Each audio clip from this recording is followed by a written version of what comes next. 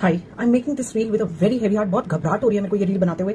और अगर आप उन लोगों में से हो जो महाभारत को माइथोलॉजी समझते हो rather than history, then just scroll through this reel, avoid कर दो, मत देखो इस रील को अगर आप उन लोगों में से हो। आपको एक बहुत जरूरी बात करना है। आज की रील मेरी सिर्फ और सिर्फ उन पेरेंट्स के लिए है जो जेंजी के पेरेंट्स हैं, जिनके बच्चे छोटे हैं और इतने परिपक्व नहीं है कि वो पॉलिटिक्स और चलाकियां जो कर रहे हैं बाकी के लोग हमारे नेशन के साथ उसको समझ नहीं पा रहे हैं। तो please listen to this reel and understand what is happening. हमारा देश तरक्की कर रहा है, ये कोई डिनाई नहीं कर सकता। जो हमारी पोजीशन आज से कुछ साल पहले तक की थी और आज क्या हमारी पोजीशन है, ये जो लोग ट्रैवल करते हैं, जो लोग ट्रेड करते हैं, जो लोग इस देश में रह के रोज पार्टी करते हैं without being worried about recession, without being worried about so many things.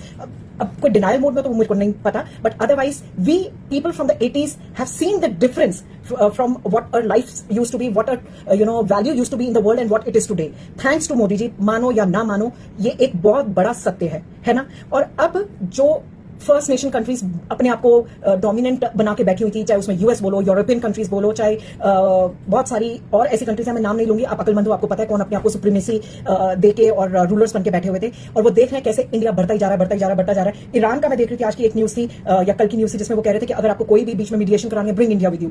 तो ये आज इंडिया की वैल्यू है, जिसे हम एक ऐसा शब्द है जो हर कोई नहीं लाइक करता, लेकिन ये औकात हमारी बन गई है, मतलब बढ़ गई है रादर, कि आज इंडिया को ये वैल्यू मिलती है even from a Muslim nation. So बहुत सारे लोगों को आप समझ सकते हो कि ये बात डाइजेस्ट नहीं हो रही, उनको अच्छा नहीं लग रहा। और हमें कितनी सारी इंटेलिजेंस एजेंसीज के थ्रू ये पता चल रहा है कि सिविल वॉर क्रिएशन जो है ना, सिविल वॉर जैसी सिचुएशन क्रिएट करने की बहुत कोशिश की जा रही है। और 5 सितंबर को मैं आप सुन रही हूँ फिर से एक प्रोटेस्ट अनाउंस किया है सीजेपी वालों ने to get some kind of compensation. पता नहीं किस बात का, मतलब गुंडागर्दी का भी कंपनसेशन मिलना चाहिए, ये मुझे पता चल रहा है। और इधर जो रिजर्वेशन रिफॉर्म के लिए बच्चे लड़ रहे हैं, जिनको परमिशन नहीं मिल रही है, ऑब्वियसली उनका गुस्सा भड़केगा। आप समझ रहे हो ये क्या क्रिएट किया जा रहा है कि आपस में बच्चे भिड़ जाएं और सिविल वॉर होए और डिस्टर्बेंस होए, और जो इंडिया अपनी पोजीशन बना रहा है, तरक्की कर रहा है, वो रुक जाए, प्रॉब्लम्स क्रिएट हो जाएं। तो अगर आप उन मां बाप में से हो जो अपने बच्चों का फ्यूचर वाकई अच्छा चाहते हो, तो अभी रोक लो, रिफॉर्म भी होगा, सब अच्छा होगा। भारत तरक्की पे है, तरक्की पर ही रहेगा और हमारा देश महान है और महान बनेगा। लेकिन लोगों के हाथों में खिलौना मत बनने दो अपने बच्चों को। ये सिविल वॉर होने से रोक लो।